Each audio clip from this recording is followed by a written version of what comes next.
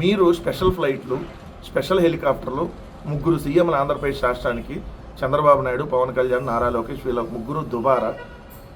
నిన్నట చూసాం కదా, అడ్డగోలుగా కాంట్రాక్టులు దోచిపెట్టడం, కిలోమీటర్ రోడ్డు 64 కోట్లని, ఇలా విచ్చలవిడిగా మీరు ఖర్చు పెడుతూ అప్పుల్ని విచ్చలవిడిగా దుబారా చేస్తూ, మళ్ళీ మీరు ఈరోజు అసలు ఇక్కడ అంటే అప్పులు తెచ్చి రోడ్లు వేసారంట, పోలవరం కడుతున్నారంట. పోలవరానికి అప్పులకి సంబంధం ఏంది?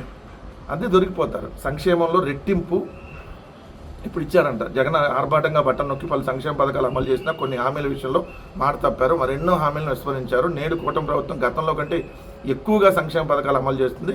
ఎన్నికల హామీలను దాదాపు నెరవేర్చేశారంట. సూపర్ 6తో పాటు 143 హామీలు దాదాపు నెరవేర్చేశారంట. రెట్టింపు సంక్షేమం ఇస్తున్నారంట. అందుకనే కదా మీది నీచ పత్రిక, విషపత్రిక అనేది. పచ్చి అబద్ధాలు రాసి ఇలా దొరికిపోవట్లేదా?